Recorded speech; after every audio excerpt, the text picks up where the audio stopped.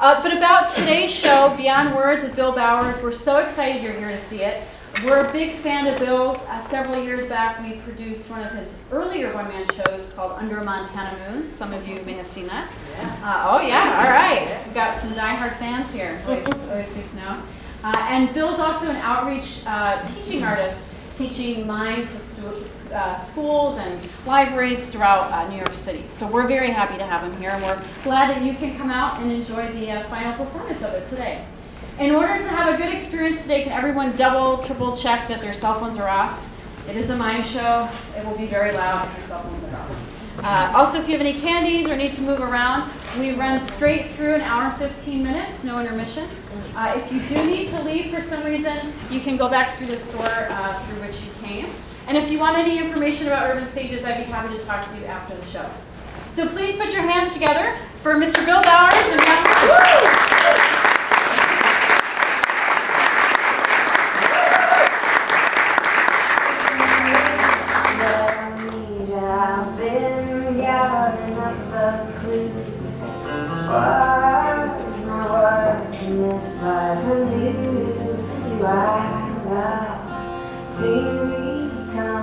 constellations out from life to life.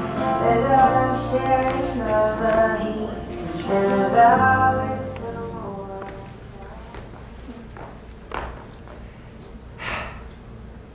I was born in 1959, the same year as Nancy Grace, Weird Al Yankovic, and Barbie. It was quite a year. When my parents brought me home from the hospital, I was wrapped in a blue baby blanket, and the nurse had tucked in a little poem to go along with me. The poem was titled, "What is a Boy?" Sort of a instruction manual, I imagine. Well, my mom died a few years ago, and while I was going through her things, in the top drawer of her dresser, I found that poem, "What is a Boy?"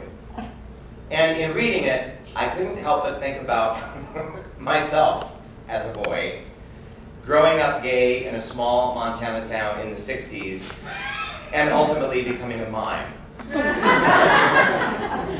I don't think this poem was a lot of help to my mom. But it did get me to thinking about boys, how different we can all be. So I've collected some stories, some from my life and from other lives, about what boys learn on the way to becoming men. What is a boy?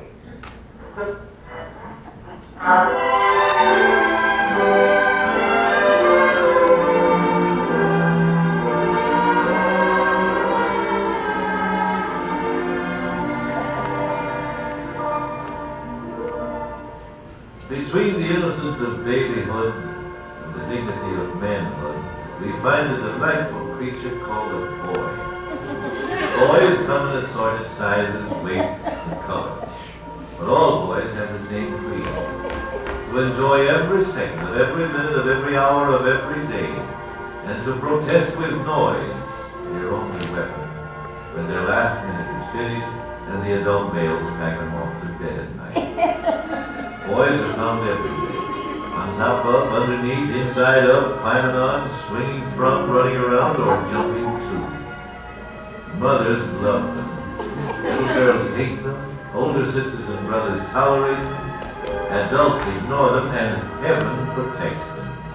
A boy is truth with dirt on its face, wisdom with bubble gum in its hair, and the hope of the future with a frog in its pocket. When you're busy, a boy is an inconsiderate, bothersome, intruding jangle of noise. When you want him to make a good impression, his brain turns into jelly. Or else he becomes a savage, sadistic jungle creature bent on destroying the world and himself with it. Calling Johnny. I am ready to attack with Johnny 7, OMA, a one-man army. 7 guns and 1. Let's count them. 1 grenade launcher. 2 anti-armor gun. 3 anti-tank gun.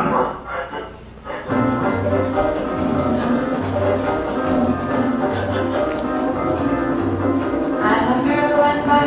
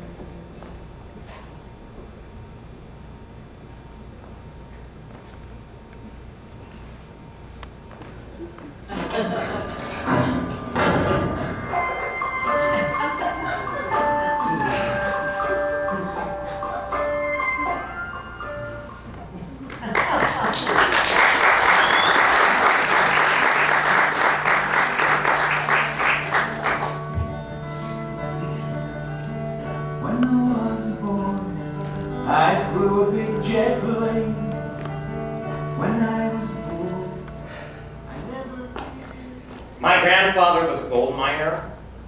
My dad was a farmer. I am a mime. I'm actually from out here. I'm from the Wild West. Small town, Montana. When I was a little boy, one of the first ways I made money was by hauling my little red wagon around our neighborhood during hunting season, collecting deer pelts. I would then trade them in to the Pacific Hide and Fur for a few bucks. And like every other little boy, I rode my bike, I mowed lawns for the widows in town, and late in the evenings, I would sing into a hairbrush, lip-syncing to Karen Carpenter. Your average small-town boy. Pre-Glee. Well, at age 15, I longed for more glamour than furs could provide.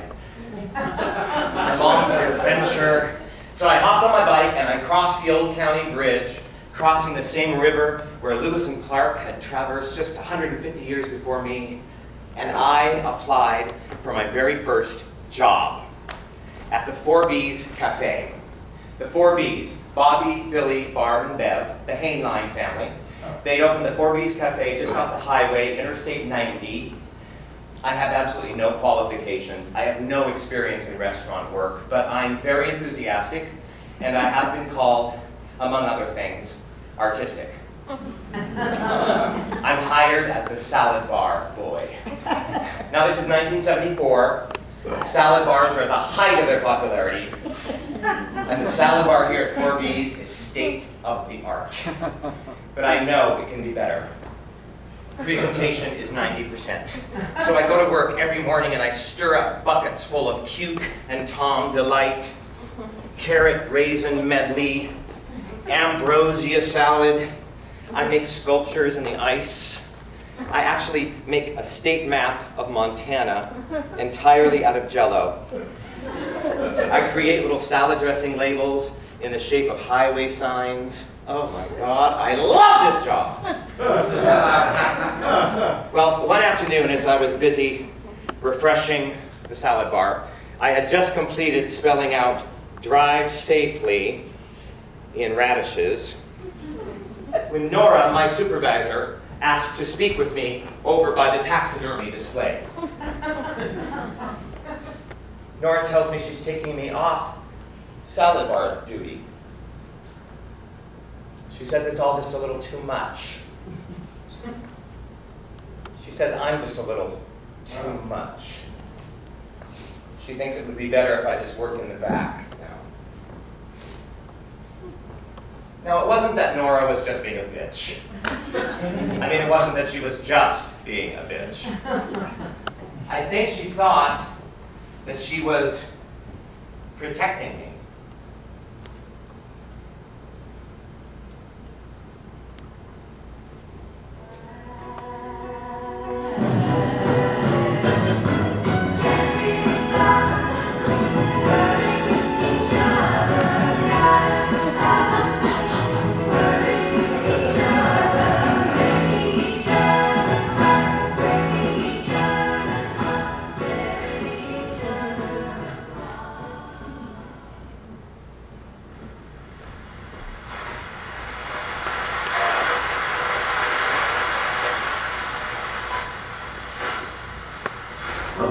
Composite.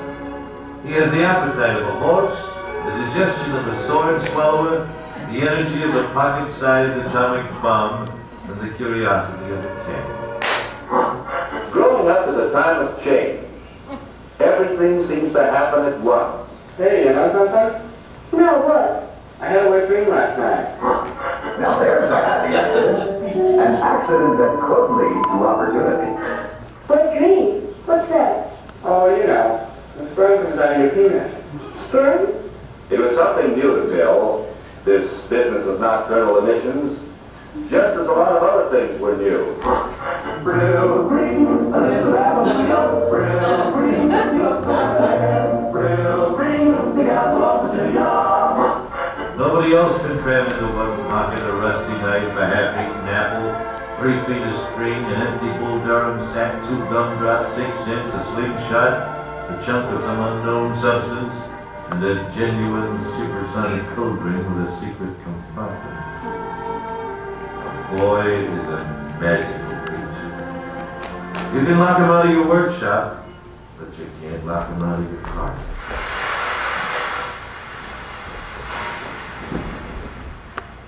Go ahead to the fair, and it's $2 for $1. Won't you step inside? Guess your age, guess your way, or you can take a ride.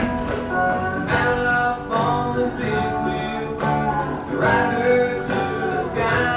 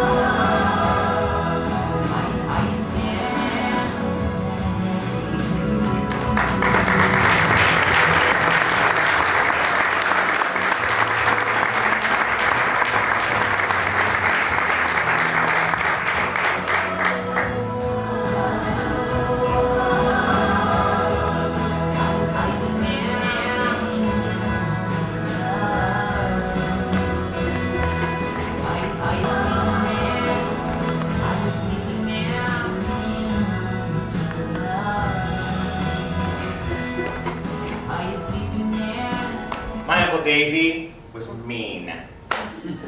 He was old and he was mean from my very first memories of him. My Uncle Davy was my mom's younger brother. They were born very close together. My mom was born July of 1923 and Davy December of 24. Irish twins, you might say. And because of this, they were always very, very close. And because of this, every single Sunday when I was a kid, Uncle Davy and Aunt Toots would come over for a visit. You know, it's Sunday morning, we all get to sleep in, still have our pajamas on, eating our cinnamon toast, reading the Sunday funnies, and in the driveway, in their green Dodge, would pull up Uncle Davy and Aunt Toots with their matching Chesterfield cigarettes hanging off their lips. Uncle Davy. The combination of smoking unfiltered cigarettes and having asbestosis gave him this heart-stopping cough. He would hack and hawk and stomp his foot and wheeze out a couple of God damn it! I never liked my Uncle Davy. And my dad didn't think very much of him either because Uncle Davy could be mean. My dad was 5 feet tall. Uncle Davy used to say, "Hey, short shit! How you doing, short crotch?" And one time they were fixing our roof. They got in a disagreement, and Uncle Davy, in front of all of us, said, "You're nothing but a goddamn dumb farmer." Well, that was about the end of their speaking terms. Now, Uncle Davy teased everybody. My sisters, they could just give it right back to him. But me, I was absolutely destroyed by nearly everything he sent my way. I was a delicate flower as a boy. He thought I was too girly, so he would say things like, "Hey, Sally, how you doing?" Or I was good in school, so he'd say things like, "You think you're so goddamn smart, don't ya?" I learned early on that when Uncle Davy and Aunt Toots came to visit, I should just make myself scarce. Aunt Toots, by the way, was a semi-professional bowler. So I took it as an opportunity. Whenever they came for a visit, I would pad down to the basement and practice my cornet. Uncle Davy, I would usually start out with Over the Waves, because Davy'd been in the Navy. I thought it was my patriotic duty, and I thought it might actually soften him up toward me. And I think this actually might have worked, because whenever I was in a band concert, Uncle Davy would show up. And later on, when I started to be in plays, high school and college, I would find out later, "Oh yeah, your Uncle Davy was here, he was in the back row."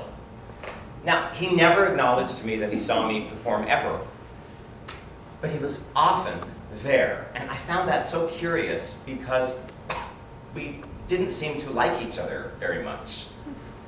I was complaining about my Uncle Davy to my mom just a few years back, and she told me this story about her little brother. When they were little kids, they spent their early childhoods running around in the wilds of Montana. My granddad was a gold miner, and when he wasn't prospecting, he made his living as a lumberjack. So Davy and my mom ran through mining towns and logging camps and lived out in hunting cabins way out in the woods, Montana of the 1920s. So somewhere out there, Davy, as a toddler, came upon a doll. Probably a rag doll, probably left behind by some lumberjack's child. Well, he got his hands on this doll, and he didn't ever want to leave it. He loved this doll. He carried it with him wherever he went. He ate with it. He slept with it. Now, I am imagining the son of a Montana lumberjack running through the fields and skipping over cattle crossings, holding onto a doll. Well, now my grandma had asthma. They had to get her out of the high altitude so she could breathe better, so they decided they'd better move into town.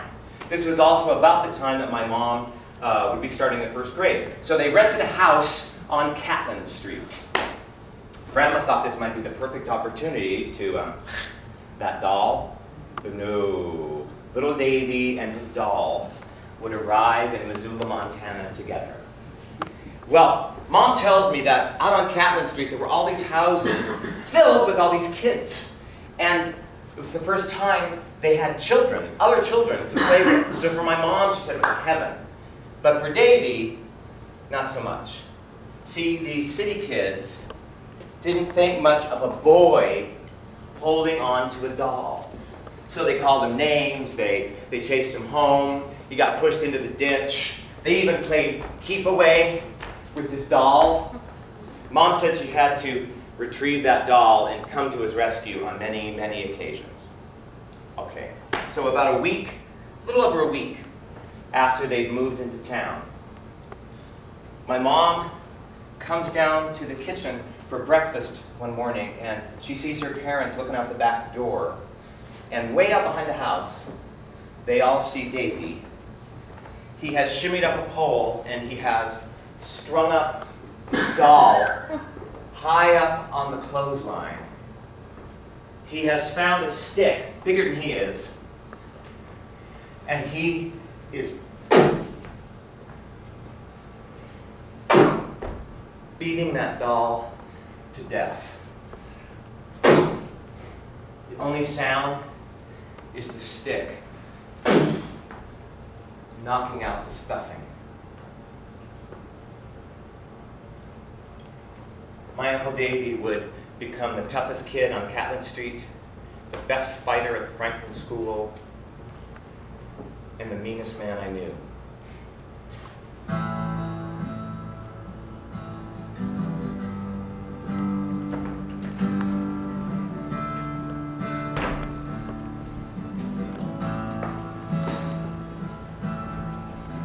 There once was a man who just couldn't cry. He hadn't cried for years and for years. Napalm babies are the movie love story. For instance, could not produce tears. As a child he had cried as all children will. But at some point his tear ducts ran dry. He grew to be a man, the feces hit the fan. Things got bad, but he couldn't cry.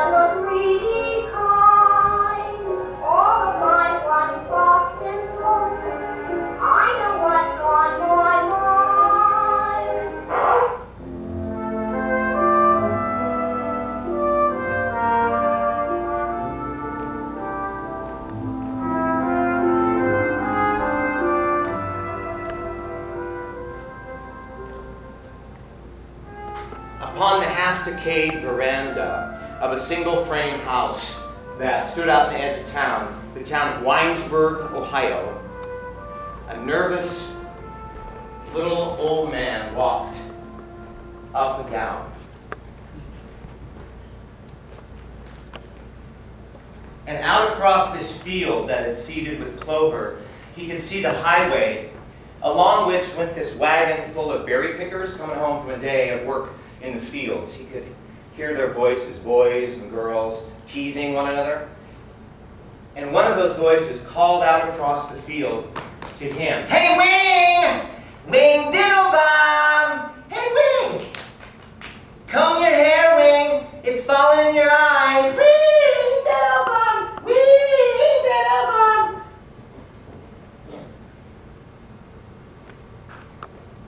The story of Wing Biddlebum is a story of hands, their restless activity, like the beating of wings of an imprisoned bird. That's what gave his name around here, Wing. Wing Biddlebum, forever frightened and beset by a ghostly band of doubts, never felt in any way a part of this town where he lived for more than 20 years. Wing Biddlebaum rarely ever spoke, but when he did, he talked most with his hands, this slender, expressive fingers, forever active and forever striving to conceal themselves in his pockets or behind his back. In Weinsberg, his hands were known mostly because of their activity. With these hands, Wing Biddlebaum could pick as high as 140 quarts of strawberries in a single day. His hands, they became his distinguishing feature, the source of his fame. The other workers out in the field, they knew there must be something wrong. What the devil is the matter with that fella anyway? It's none of our business. Just let him be. No one ever asked. No one ever wanted to know. But those hands, they had something to do with his fear of everyone and of everything. So let's take a look at the story of these hands. 20 years ago, Wing Biddlebaum lived in another town, in another state. He had another name. His name was Adolph Myers. Adolph Myers was a school teacher in a small town in Pennsylvania.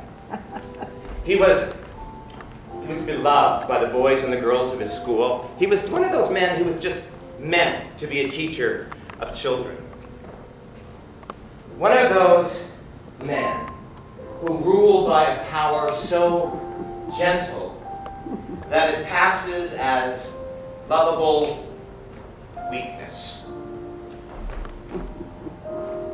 You could often find him walking out in the evenings with the children, or sitting up late on the schoolhouse steps, just lost in a kind of dream. And here and there would go his hands, caressing his shoulder, or playing about with their tousled hair. When he spoke, his voice was soft and musical. In a way, the voice, the hands, the stroking of the shoulder, the playing with the hair, they were all part of this schoolmaster's effort to carry a dream into young minds. Under the touch of his hands, doubt and disbelief went out of these children's minds, and they too began to dream. And then, the tragedy. A half-witted boy from the school became enamored of the school teacher. He imagined many things, and then he went forth to tell his dreams as fact. Well, through this Pennsylvania town went a shiver, dark, shadowy doubts that had been in people's minds about this Adolph Myers. They were now galvanized into belief. And the tragedy didn't linger. Young boys were pulled up out of their beds at night and questioned. Sure, he put his arms about me. His fingers were always in my hair. The next afternoon, the saloon keeper came to the schoolhouse door. He called Adolph Myers out into the schoolyard, and he began to beat him with his fist. I'll teach you to put your hands on my child. When he grew tired of beating this master, he began kicking him about the schoolyard.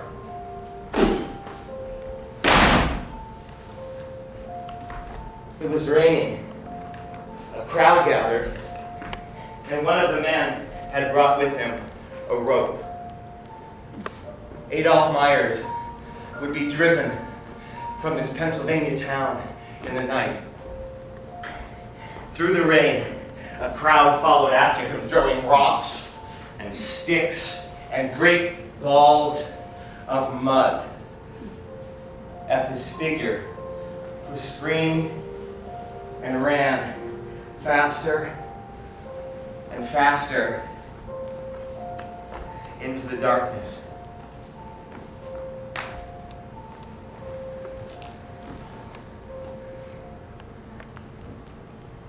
For 20 years now, Adolf Myers had lived in Weinsberg. He was 40, but he looked 65. The name of Biddlebaum, he found it on a box in some freight house as he ran through an eastern Ohio town, so he took that name. And the name Wing, that'd be given to him. He had an aunt who lived in Weinsberg, a black-toothed old woman who raised chickens, so he came to live with her until she died. And then he became a day laborer out in the fields, going timidly about, forever striving to conceal his hands. Though he didn't understand what had happened in that Pennsylvania town, he just knew, his hands must be to blame. Again and again, he heard the voices of those fathers calling to him, "I'll teach you to touch my child. Keep your hands off my boy."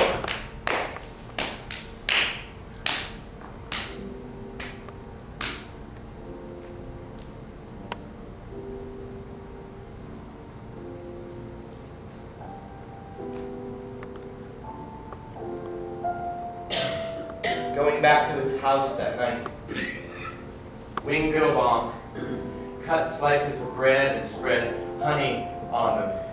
And in the darkness, he could no longer see his hands, and at last they were quiet.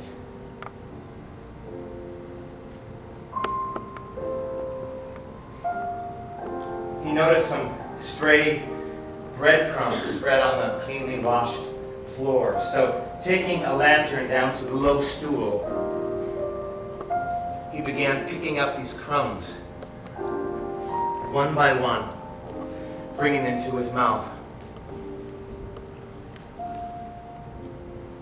In the dense blotch of light, this kneeling figure looked like a priest, going through decade after decade of his rosary.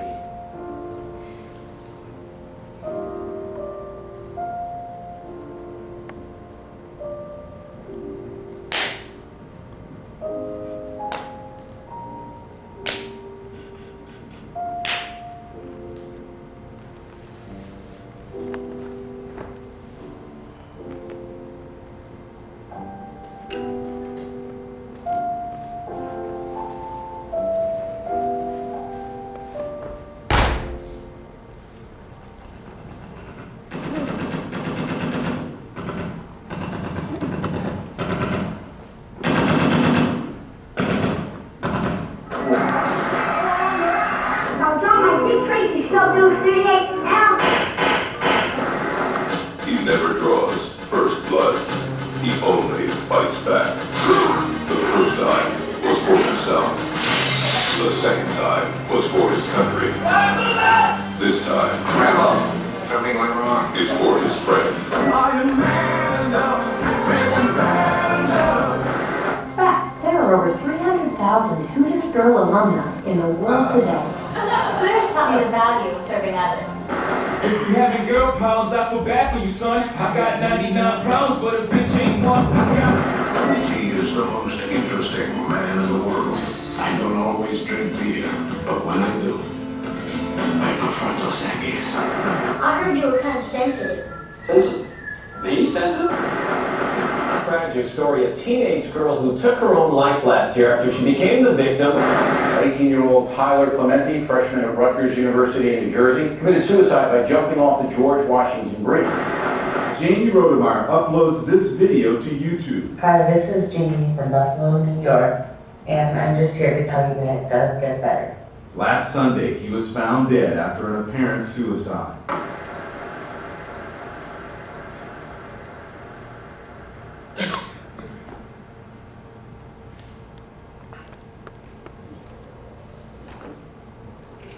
I don't know why I took that road. Maybe God is at me.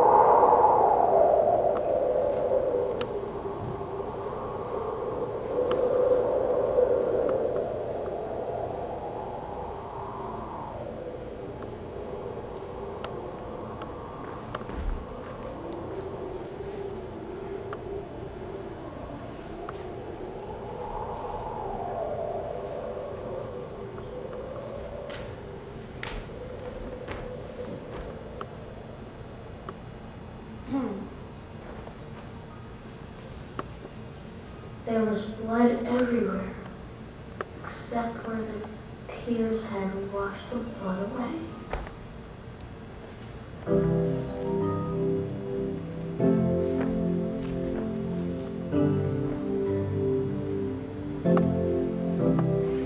They say the sounds we make will travel through space forever.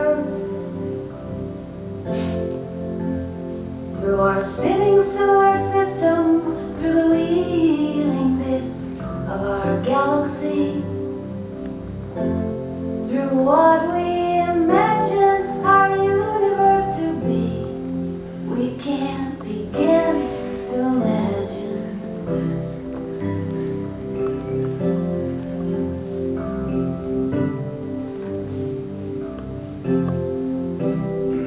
They say we cannot call a sound back, cannot erase a sound, can't catch it up and change it, no matter how many hymns and prayers we send chasing after it.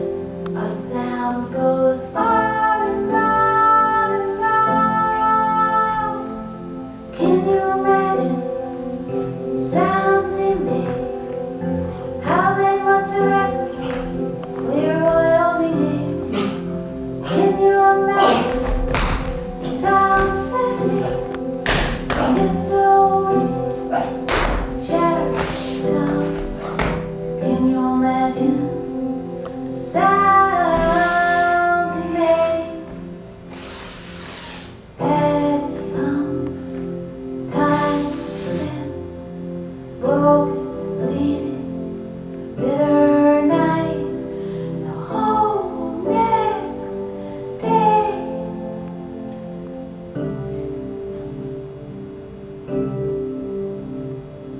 Can you imagine sounds she made? She heard what they did to her child. Sounds she made, sounds she made, sounds she made.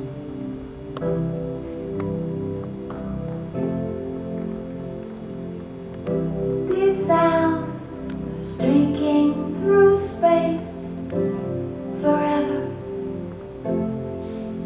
These sounds are shattering stars. These sounds will shatter. Right now, forever, we can't begin to imagine. A sound goes on and on and on. A sound goes on and on and on. A sound goes on and on and on.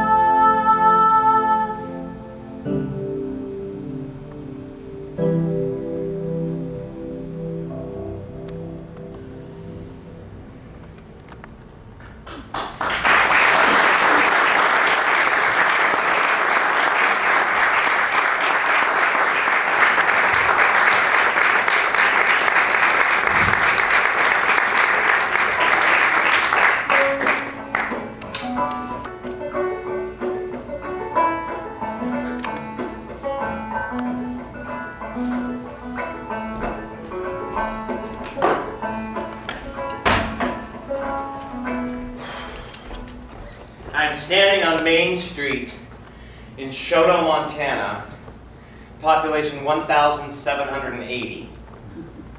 It is the edge of October, it's the edge of winter, it is the edge of the prairie. This is exactly where the Rocky Mountains come tumbling down from Canada, but there's nothing out here but wind and wheat and me. I'm here in Shoto to be the visiting artist for a week. The Shoto Area Arts Council, they get enough money to bring in about one artist a year. This year, it's me. Listen, I love small towns. I'm from a small town. This is a really small town. Just a few churches and a few more bars. I'm actually standing in front of the Buccaneer Bar. I'm waiting on my artist liaison, Ralph. Well, eventually I hear a rattle coming down from the west end of town, and up pulls this rusted out old Chevy, broken windows on every side. In the back, I can see this gigantic old dog taking up the entire back seat. In fact, the whole interior is just matted with dog hair. And out steps Ralph in a cloud of dander. Ralph Paulus is filthy. Yeah, he's covered in dirt. He has shit all over his shoes.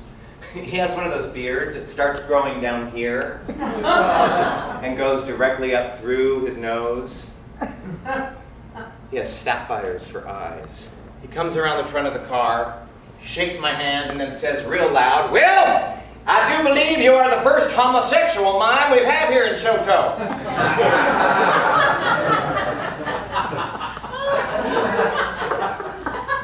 This could be a long week.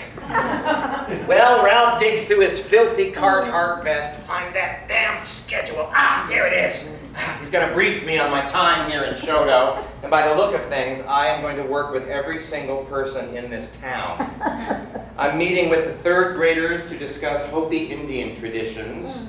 I am coaching the bulldog mascot for the high school football team. I'm traveling to a number of one-room schools in the area. I'm visiting the developmentally disabled adults' home. I will be attending evening rehearsals of the community theater production of Oliver.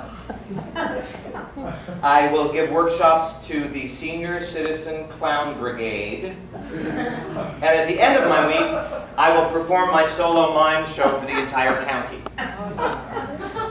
They're getting their money's worth out of this mime.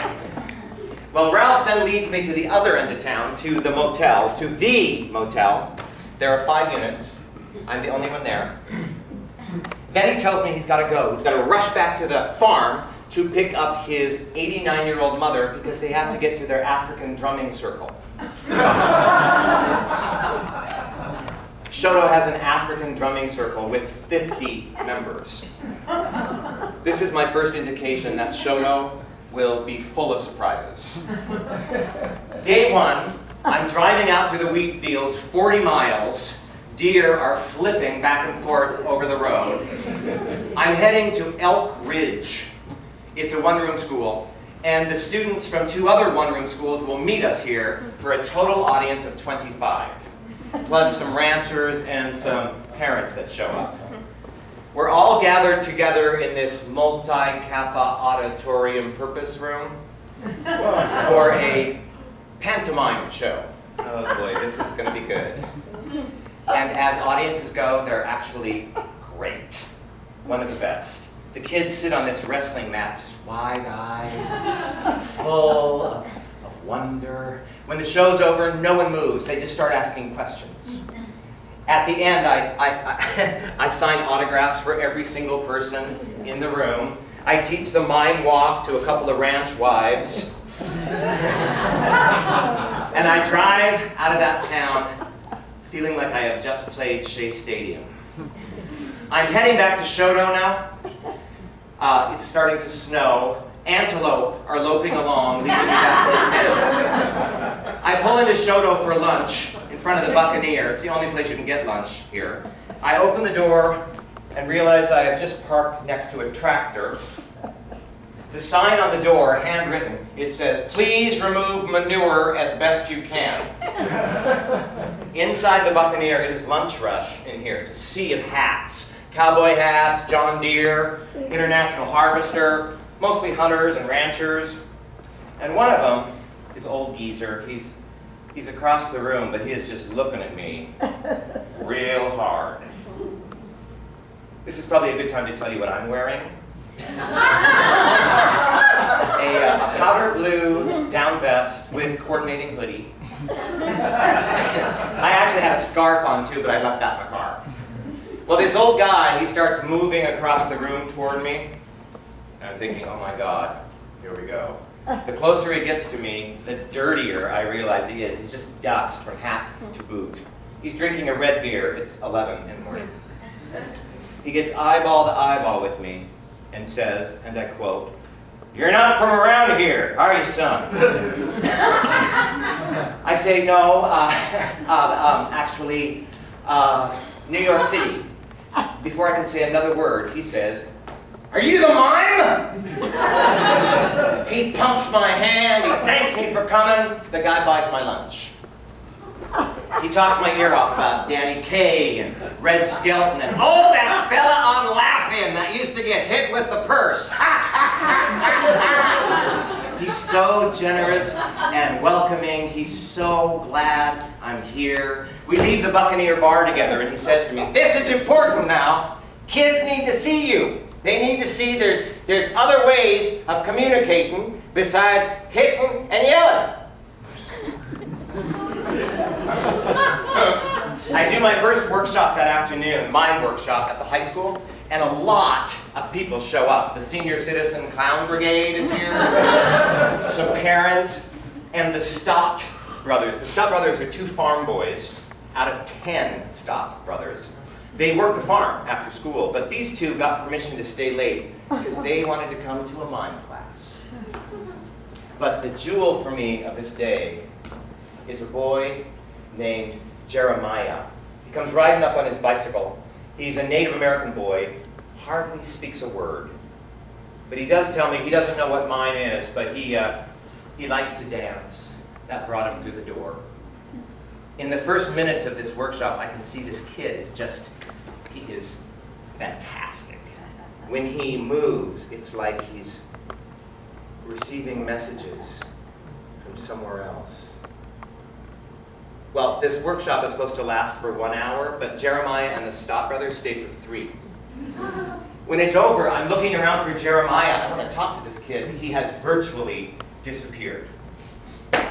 Okay, I go to my first rehearsal now of the Prairie Mountain Players production of Oliver.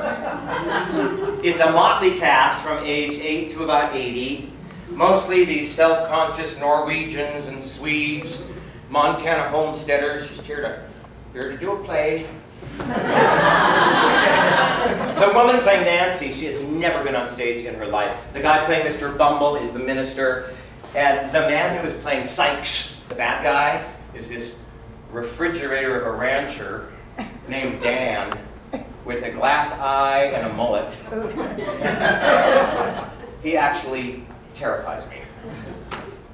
And then there's Brian. Brian is about 15. Brian is playing the Artful Dodger.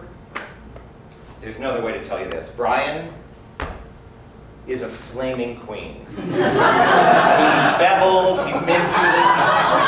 He's like Paul Lynn of the Prairie.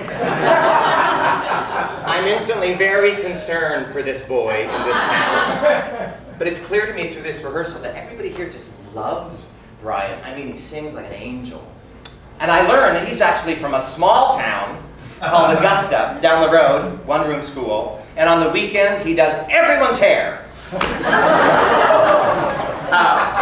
Ralph is here. Ralph's playing the clarinet. Ralph's wife, Myrna, is on the piano, and the dentist is playing drums. All of these folks get together all winter long in the Rialto movie house, without any heat, to practice putting on a play. And at the end of every rehearsal that I attend, they all gather together at the end of the night to sing through their very favorite song from the show, real big and real loud. Consider yourself part of the family. Well, this week goes on, and I continue to get my mind blown. Everywhere I go, people are shaking my hand and thanking me for coming. Seemingly everywhere I go, Jeremiah comes sliding by on his bicycle. He hardly ever speaks, but he watches and he listens. And he's now started emailing me, so we have this silent conversation going on. When I go to the cafe at night for dinner, people will say, "Hey, Bill, pull up a chair, we'll make room for you." In fact, they have a potluck for me at the end of the week over at Corlene's house. Ralph and Myrna show up with this big kettle full of venison. Ralph says, "If God didn't intend us to eat animals, he wouldn't have made them out of meat."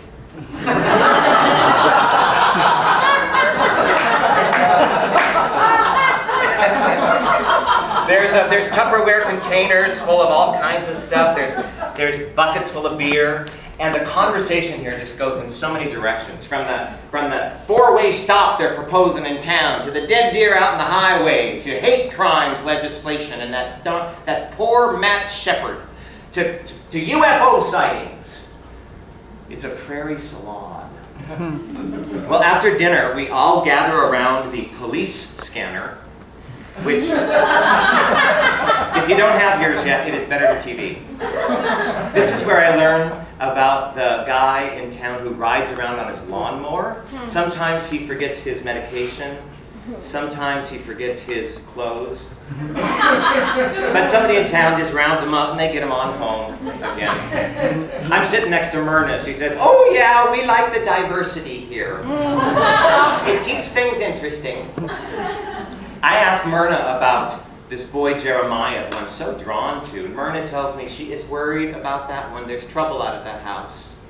Alcohol and abuse. She just doesn't know what's going to come of that one.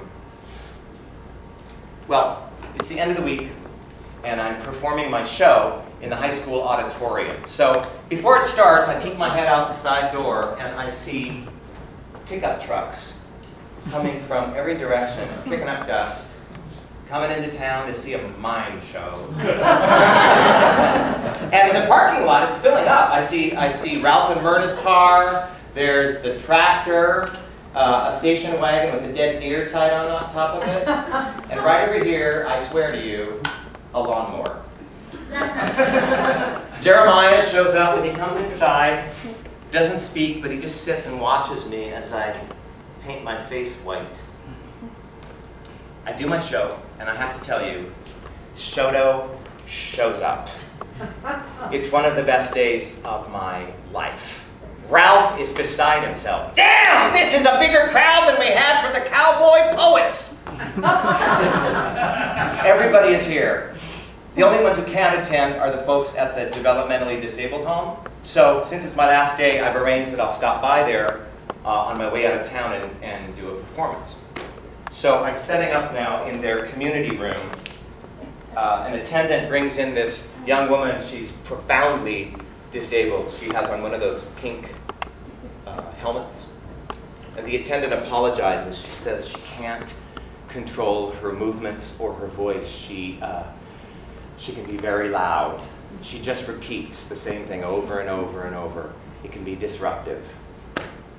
So I perform my last show in Shoto within this half moon of wheelchairs to the perfect soundtrack of this young woman saying over and over, "This is love, this is love, this is love, this is love, this is love, this is love." Like it's the only thing she knows. This is love, this is love, this is love, this is love.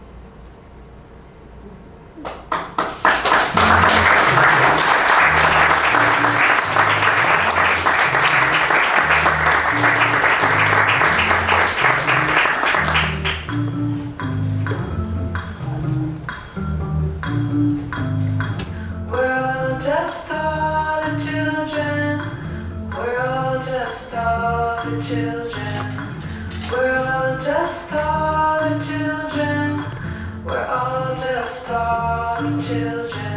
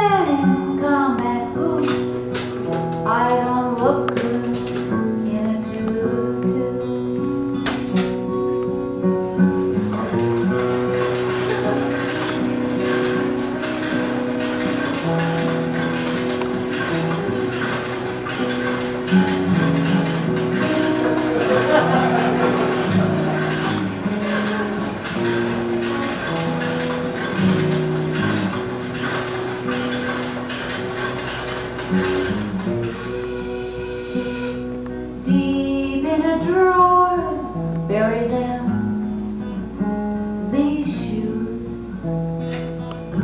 We gotta hide. Only can wear them when nobody's home, or when you're talking on the telephone.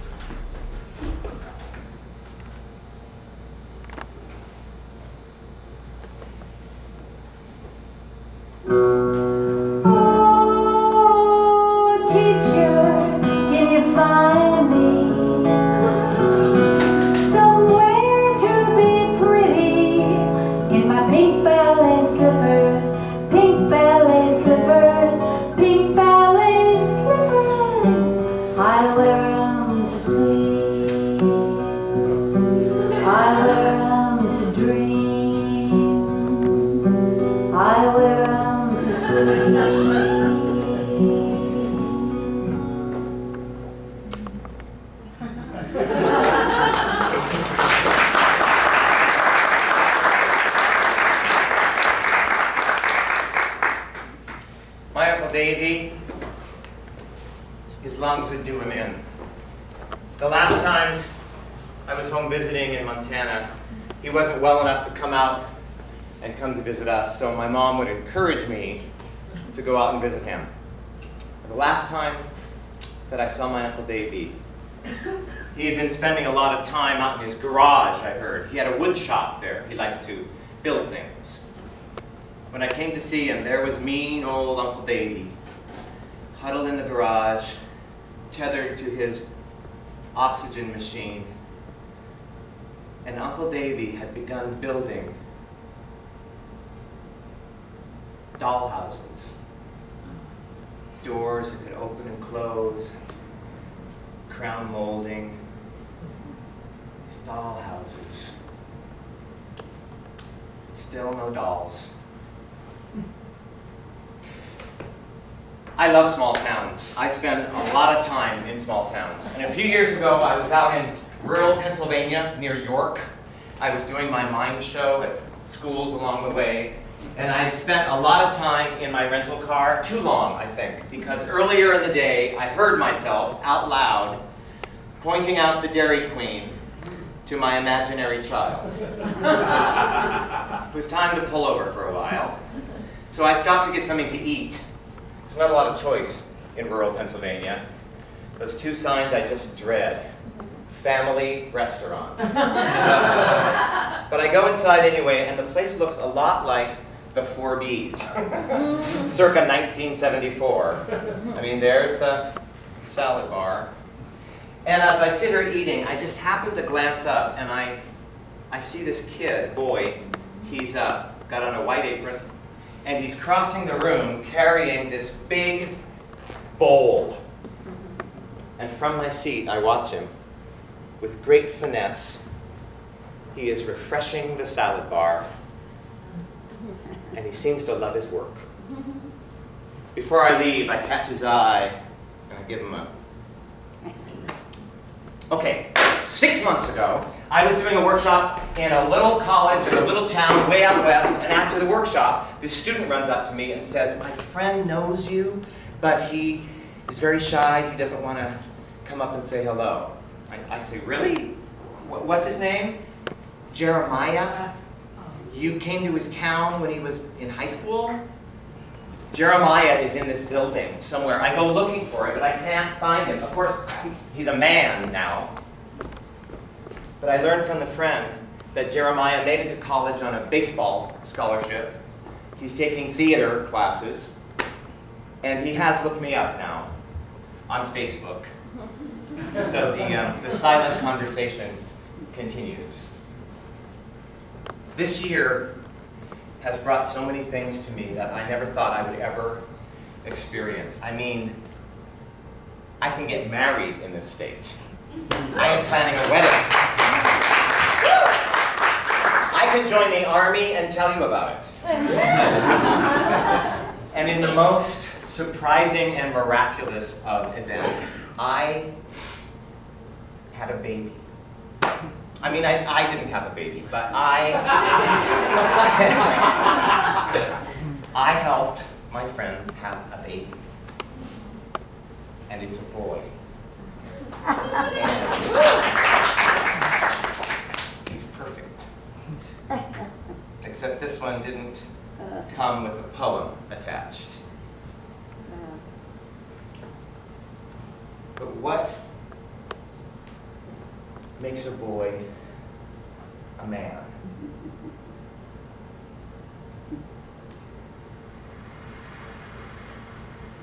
A boy is true with dirt. He never draws first blood. I heard you were kind of sensitive.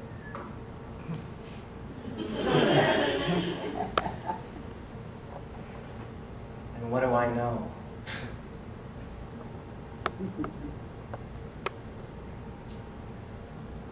This is love. This is love. This is love. This is love. This is love. This is love. This is love.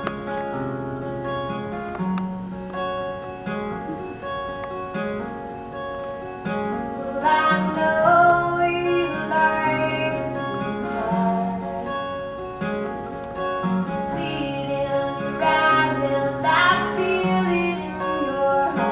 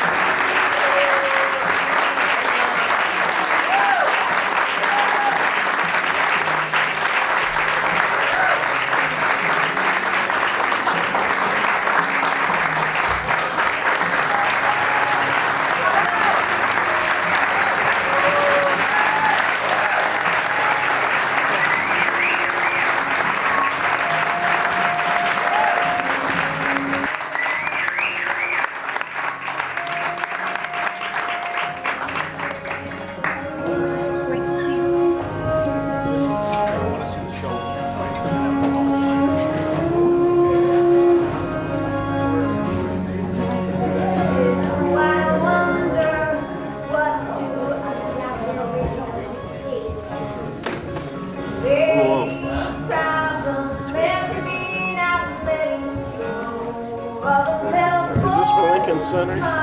What? Is this for Lincoln Center? No. Oh. Sit still and